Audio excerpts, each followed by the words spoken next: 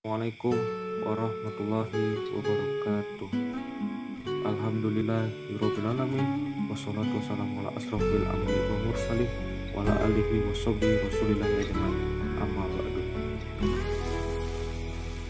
Yang pertama-tama, marilah kita panjatkan rasa serta syukur kita atas kehadirat Allah Subhanahu wa taala yang mana kita telah diberikan nikmat kesehatan, nikmat keselamatan, dan nikmat hidayah sehingga kita masih bisa beribadah kepada Allah Subhanahu wa taala. Salawat bertampaikan salam tak lupa kita panjatkan kepada Nabi Muhammad SAW dan mengucapkan Allahumma sholli ala sayyidina Muhammad wa ala ali sayyidina Muhammad. Baiklah, ceramah saya adalah tentang Maulid Nabi Muhammad SAW yang ditemakan dengan cintanya Rasulullah SAW pada umatnya.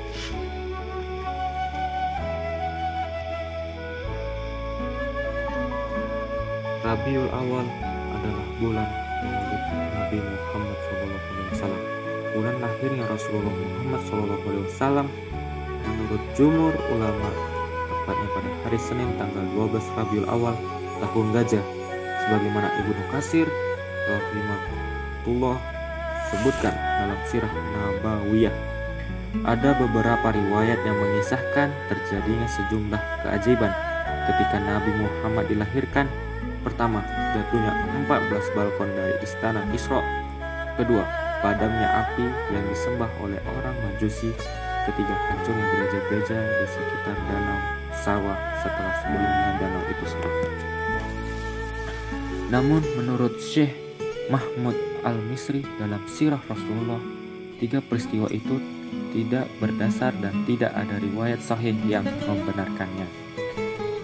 Rasulullah SAW bersabda, "Aku adalah doa ayahku, Nabi Ibrahim, kabar gembira Nabi Isa, dan ibuku melihat cahaya keluar darinya, menerangi istana-istana dari Syam." Hadis riwayat Ahmad dan Hakim. Ro'as ammaihina wa do'asni sato'a minha nuru fado'as lahu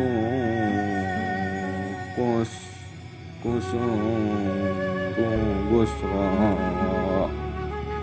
Ibuku melihat cahaya yang terang yang dapat menerangi istana-istana di Basrah, Syam ketika melahirkanku. Hadis riwayat Ibnu Sa'ad. Ibnu Rajab rahimahumullah mengatakan terkait hadis ini, keluarnya cahaya saat lahirnya Rasulullah SAW adalah sebuah indikasi atas apa yang akan datang bersamanya, yakni cahaya yang dijadikan petunjuk oleh penduduk bumi dan hilangnya syirik dari muka bumi ini. Dan sungguh benar, hanya dalam waktu 22 tahun, 2 bulan, 22 hari setelah Muhammad SAW diutus menjadi Rasul, cahaya tauhid tersebar ke seluruh jazirah Arab, dan hari ini kita mengetahui lebih dari 1,8 miliar penduduk dunia adalah muslim. Maulid Nabi Muhammad adalah rahmat. Kelahiran Nabi Muhammad SAW adalah rahmat agung bagi manusia, bahkan bagi alam semesta, sebab beliau adalah rahmatan lil alamin. Wa ma arsalnaka illa rahmatan lil alamin.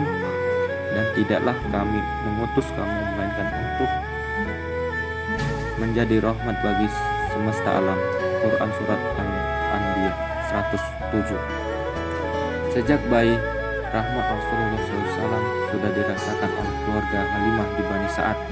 Ketika itu, sebagaimana tradisi Makkah, Rasulullah yang masih bayi dititipkan ke Bani Sa'ad untuk mendapatkan ASI yang bagus, untuk segar, udara segar, dan belajar bahasa Arab yang fasih fusah.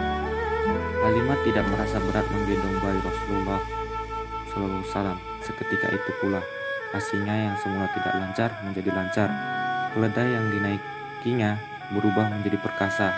Unta tua pengangkut barang yang dibawanya juga menjadi kuat dan mengeluarkan susu hingga dia dan suaminya kenyang meminumnya. Tiba di Bani Sa'ad, tanah keluarga Halimah menjadi subur. Domba-dombanya pulang dengan kenyang dan air susunya penuh. Sampai-sampai warga Bani Sa'd mengatakan, tirulah Halimah dengan melepaskan domba-domba agar mencari rumput sendiri. Namun domba mereka pula dalam kondisi lapar. Dan tidak seperti domba Halimah. 2 tahun menyusui Muhammad, keluarga Halimah dipenuhi keberkahan. Saat waktunya mengembalikan ke pangkuan ibunya, Halimah minta diperpanjang. Kelahiran Rasulullah juga rahmat bagi semesta. Allah tidak akan menurunkan azab yang menghancurkan seluruh umat manusia selagi Nabi Muhammad ada di tengah-tengah mereka. Meskipun saat itu kejahiliahan kafir Quraisy sudah sangat keterlaluan. Maulid Nabi adalah rahmat dari Allah Subhanahu wa Ta'ala.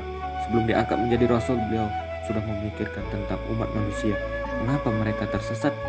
Mengapa mereka saling menindas? Dan mengapa tatanan kehidupan masyarakat demikian jahiliyah dan tersesat? Setelah diangkat menjadi Rasul, beliau senantiasa berjuang untuk menyelamatkan umatnya dari kejahiliahan dan kesesatan yang bisa menjebloskan mereka masuk neraka. Allah menggambarkan kecintaan dan kasih Rasulullah pada umatnya dalam firman-Nya, laqad ja'akum rasulun min anfusikum azizun 'alaihi ma anittum harisu 'alaikum bil mu'minina raufur rahim. Sesungguhnya telah datang kepadamu seorang Rasul dari kaummu sendiri. Berat terasa olehmu penderitaanmu, sangat menginginkan keimanan dan keselamatan. Bagimu amat belas kasih lagi penyayang terhadap orang-orang mukmin. Quran Surat At-Taubah ayat 128. Andaikan beliau tidak menanggung sebagian sakaratul maut umatnya, tentu sakaratul maut yang dirasakan umatnya ini sangat berat, berlipat-lipat dari sakaratul maut sekarang. Namun demi meringankan penderitaan umatnya, Rasulullah SAW menanggung itu semua. Beliau sangat menginginkan keimanan dan keselamatan umatnya, maka beliau siang malam berdakwah, siang malam berdoa. Bahkan ketika disakiti oleh kaumnya, hal itu tidak menghentikan dakwah beliau. Peristiwa yang paling menyakitkan beliau terjadi di Taif. Saat itu dalam kondisi sedih karena ditinggal wafat istri tercinta Khadijah radhiyallahu anhu dan Abu Thalib paman sang pembela, serta permusuhan sengit kafir Quraisy sepeninggal keduanya. Rasulullah berdakwah ke Taif. Bukan yang diterima dengan baik. Penduduk Taif malah mengusir beliau dan melemparnya dengan batu. Dalam kondisi demikian, malaikat Jibril dan malaikat penjaga gunung pun datang, lalu berkata, wahai Rasulullah, Allah telah mengetahui perlakuan penduduk Taif kepadamu. Jika engkau mau, aku timpakan 2 gunung ini kepada mereka. Malaikat penjaga gunung tersebut, apa jawab Rasulullah? Tidak, justru aku berharap keturunan mereka akan menyembah kepada Allah dan tidak menyekutukannya. Masya Allah, inilah akhlak agung Rasulullah yang senantiasa mengharapkan keselamatan untuk umatnya. Beliau tidak mau umatnya diazab, beliau mau umatnya mendapat hidayah dan masuk surga bersama-sama. Rasulullah SAW sangat penyayang kepada orang-orang mukmin karena beliau menyimpan doa pamungkas sebagai syafaat di akhir kelak. Ketika orang-orang kepanasan, kehausan dan ketakutan pada masar, Rasulullah SAW akan memanggil umatnya untuk diberi minum telaga Kausar. Beliau, orang yang telah meminum dari telaga itu, tak akan hausan lagi selama-lamanya. Dan di saat semua manusia bingung berharap pertolongan, mereka mendatangi sejumlah para nabi, yakni dari mulai Nabi Adam, Musa hingga Isa. Semuanya tak ada yang bisa memberikan syafaat.